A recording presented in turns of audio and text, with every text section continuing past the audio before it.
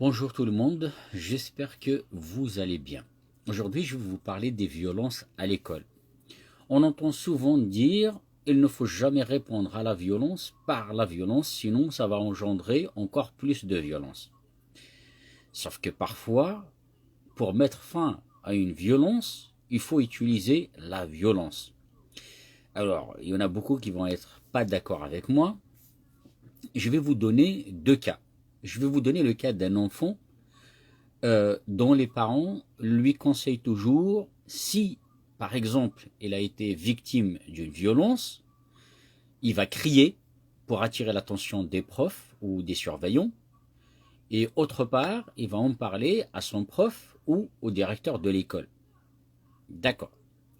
Sauf que cet enfant-là, à chaque fois qu'il fait pareil, et donc, comme j'ai dit, donc il se fait agresser dans la cour, donc il en parle au prof ou au directeur. Qu'est-ce que font les profs et les directeurs? Ils convoquent l'enfant, enfin l'agresseur, et on lui remet un petit peu les pendules à l'heure, on lui fait une leçon de morale. Est-ce que c'est pour autant que cet enfant cesse d'être violent? Des fois ça marche avec certains élèves, des fois ça ne marche pas.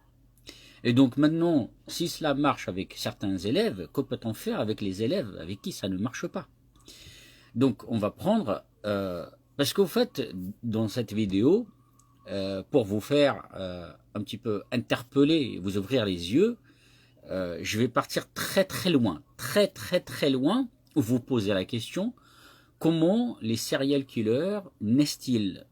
Quelle est leur vie sociale? Comment ils ont vécu avec leurs parents? Comment avec leur entourage? N'en parlons pas aussi des hommes violents qui violentent leurs femmes, leurs conjoints, leurs parents. Donc, on va revenir jusqu'à l'école primaire et comprendre comment fonctionnent les agressions à l'école et comment aussi, que faut-il faire justement par rapport à ça. J'ai eu affaire avec une maman dans une école primaire. Elle me dit, voilà, que y a un enfant qui est vraiment très difficile à l'école au point où il a voulu arracher le bonnet de son fils et lui a griffé carrément l'œil. Et donc cet enfant, même agresseur, il n'arrête pas d'agresser aussi d'autres enfants. Et donc ce qu'on a décrit, c'est tout simplement, c'est que cet enfant, il a tendance à avoir des réactions colériques.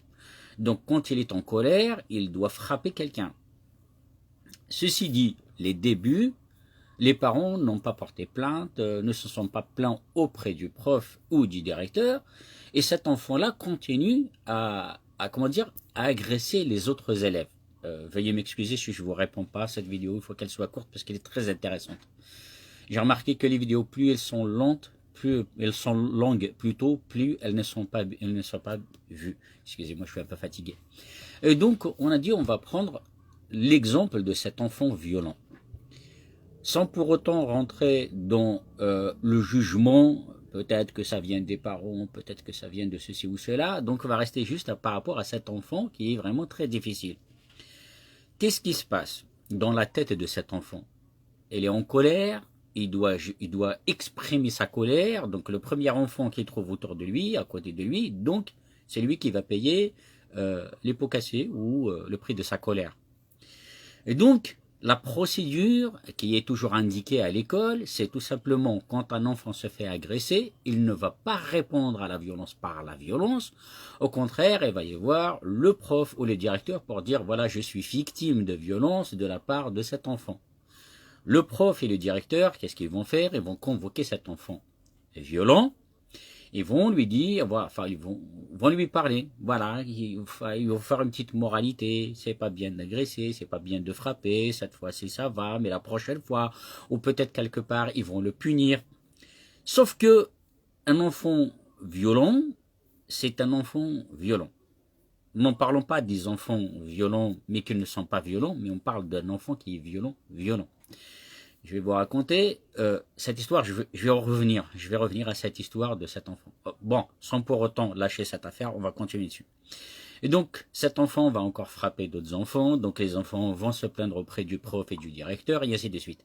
Arrivera un moment où le directeur et les profs vont convoquer les parents de l'enfant. Ils vont lui dire, tenez, votre enfant, il a agressé plusieurs enfants, on lui a déjà parlé, on l'a puni, mais ça ne marche pas. Et donc, que peut-on faire?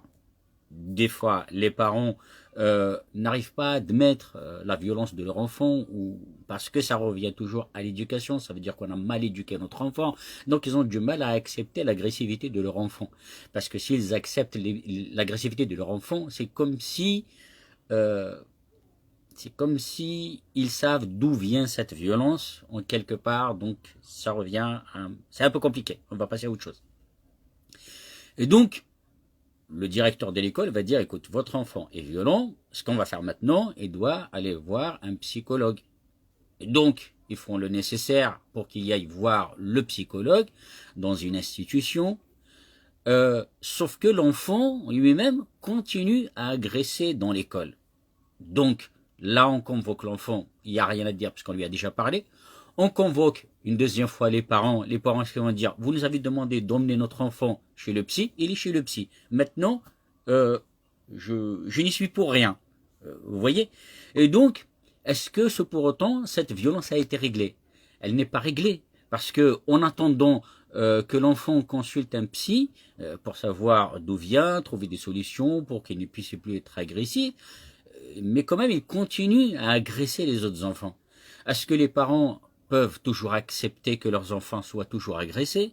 Est-ce qu'ils doivent répondre à la violence par la violence? Est-ce qu'ils doivent utiliser une autre solution? Et donc, quelle autre solution? On va revenir à la solution par la suite. On va trouver maintenant un autre domaine où des parents ont du mal à accepter la dangerosité, si je peux dire ça, de leur enfant, l'agressivité de leur enfant. Ce qu'ils font, ils ont beaucoup de problèmes, par exemple, dans une école. Qu'est-ce qu'ils font? Ils délocalisent l'enfant dans une autre école. Parce que, quelque part, ces enfants pensent, c'est pas ces enfants, ces parents pensent qu'ils sont victimes d'un harcèlement de la part du directeur, du prof et des parents d'élèves, et soi-disant on leur reproche leur éducation, ou peut-être quelque part il y a de la violence à la maison, c'est pour ça que les enfants sont violents, et donc le directeur de l'école ou les profs donc vont exiger que cet enfant soit suivi par un psychologue. Quand l'enfant est suivi par un psychologue, quelque part, c'est pas un produit miracle, c'est pas du jour au lendemain qu'il ne va plus être calme, qu'il ne va plus être agressif. Voilà. Du coup, c'est vraiment très très complexe. On va revenir toujours à ce terme du chien qui essaie de se mordre la queue. Donc, on tourne en rond. Et donc, cette famille-là, comme ils ne veulent pas accepter, de peur qu'on se penche un petit peu sur leur situation familiale, c'est qu'ils font, ils délocalisent l'enfant de l'école, ils lui changent une autre école. Est-ce que pour autant le problème a été réglé? Non, il n'est pas réglé parce qu'il va y avoir les mêmes problèmes dans l'autre école. Est-ce que pour le directeur de l'école a réglé le problème? Non, il ne l'a pas réglé, sauf que son problème a été délocalisé. Avant, elle était dans son école, maintenant, elle est dans une autre école. Est-ce qu'il y a un suivi? Il n'y a pas de suivi. Peut-être. Peut-être que je dis n'importe quoi aussi. Sauf que, un enfant violent, il faut qu'on trouve des solutions pour pouvoir accompagner cet enfant et accompagner, à laisser de côté cette violence, à comprendre d'où vient cette violence, pourquoi il y a cette violence, pourquoi il ne s'exprime pas d'une façon, pourquoi il s'exprime par la violence. Donc c'est un domaine qui est vraiment très très compliqué, mais on m'a posé la question, on m'a dit, mais pourquoi le directeur de l'école ne peut pas faire quelque chose contre cette violence? D'accord. Sauf que le directeur de l'école, c'est que il n'est pas le seul justement concerné dans ce domaine. Il y a aussi les parents. Les parents, si les parents travaillent avec le directeur, on va prendre l'exemple de celui que je vous ai dit tout à l'heure, où les parents ont délocalisé leur enfant d'une école à une autre. Au lieu, d'accompagner le directeur et de pouvoir travailler ensemble de comment faire pour cet enfant, non. Les parents ont délocalisé l'enfant, le directeur, il est tranquille, cet enfant violent n'est plus dans sa classe, non plus dans cette école, dans son école. Les parents, maintenant, ils vont laisser tous ces gens-là qui sont sur leur dos, donc ils vont se délocaliser, sauf que là, ils vont remettre tout à zéro. Donc, est-ce que cette famille-là vont toujours changer d'école? Ça, c'est les parents qui n'acceptent pas que leurs enfants sont violents. Il y a les parents qui acceptent que leurs enfants sont violents, acceptent aussi de travailler avec les écoles, les psychologues, les infirmiers, les médecins, etc., etc. Sauf que ça n'existe pas aussi des solutions miracles, sauf que c'est avec le temps. Et donc maintenant, je veux revenir à l'histoire du début. Je vais vous raconter une petite histoire où la violence parfois peut être réglée par la violence. Je vous raconte une petite histoire. C'est un monsieur qui transporte des enfants dans un bus. Les autres enfants, ils sont tranquilles. Par contre, il y a un qui était vraiment très très violent. Il se lève, il regarde n'importe quel élève et lui donne une claque. Sans aucune raison. Est-ce que le chauffeur doit accepter ça, qu'il y ait cette violence dans son bus? Est-ce qu'il ne doit pas l'accepter? Ce qu'il fait, c'est qu'il va voir l'enfant et lui dit, écoute, je ne veux pas de ça dans mon bus. Tu peux le faire ailleurs, je m'en fous, mais dans mon bus, tu ne peux pas le faire. Alors pire, alors ce qu'il a fait le chauffeur, c'était une erreur de sa part, c'est qu'il a mis cet enfant derrière lui. Il l'a attaché avec la ceinture de sécurité, puisque dans le bus, il y a les ceintures de sécurité. Cet enfant avait besoin de s'exprimer, mais par la violence, ce qu'il a fait, il a donné une claque au chauffeur, puisqu'il était derrière le chauffeur. Donc le chauffeur, il était sur l'autoroute, il a failli faire un accident. Le chauffeur se met sur le côté, il va vers le garçon et lui a dit, tu t'es permis quand même de me donner une gifle. Tu sais que ça m'a fait mal une gifle. Tu sais aussi que j'ai failli faire un accident et faire des victimes derrière. Et il dit alors, tant que tu ne sais pas à quel point ça fait mal, tu continueras à le faire. Donc le chauffeur, ce qu'il a fait, il a donné une gifle à cet enfant, mais une belle gifle. L'enfant a pleuré.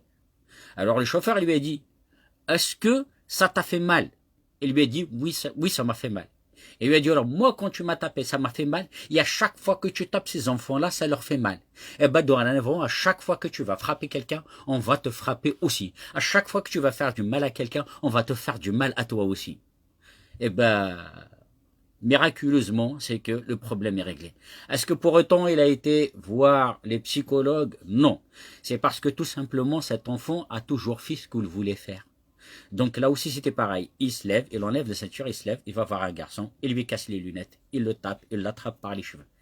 Et donc il a toujours fait ça, il a continué à faire ça même au-delà de chez lui, arrivé à l'école, dans le bus, dans la cour de récréation et ainsi de suite.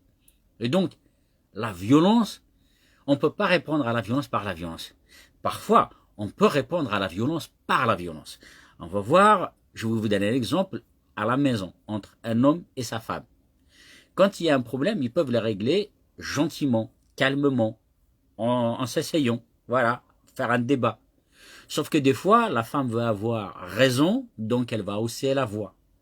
Le mari va vouloir aussi avoir raison, va hausser la voix. Donc chacun va hausser la voix, et c'est comme ça qu'on arrive à la violence, on part d'une violence verbale, on arrive vers la violence physique. Et donc à partir de quel moment ils vont se calmer? C'est deux, le mari et la femme. Soit un des deux qui va dire « Ok, c'est bon, là c'est parti loin, je vais m'écarter pour que ça se calme et on revient et on discute. » Soit tout simplement, c'est là que naît la violence. Soit la femme qui tape, soit l'homme qui tape. Sauf qu'à partir du moment où l'un des deux qui tape, vous allez voir que les choses vont se calmer. Donc, est-ce que dans notre société actuelle, on doit arriver à la violence pour pouvoir calmer les autres, ou pour pouvoir raisonner plus sereinement, plus logiquement? Et donc, alors, que peut-on faire dans une école où les enfants sont vraiment très, très difficiles et très violents? La première des choses, c'est que les enseignants doivent être absolument formés pour cette violence. Parce que cette violence, elle est vraiment, vraiment très, très importante. Vous allez voir que dans les années précédentes, il y avait moins de violence. Aujourd'hui, il y a plus de violence. Plus tard, il va y avoir encore plus. Plus on ne prend pas les choses au sérieux, plus on va aggraver la situation. Donc, comment peut-on faire? Aujourd'hui, on est confronté à une situation qui est vraiment très, très difficile, c'est que la plupart des parents n'acceptent pas que leurs enfants sont violents. Et donc, je dirais, moi, je vais vous donner, moi, une solution qui peut-être n'est pas une solution par rapport à l'académie ou à l'éducation nationale.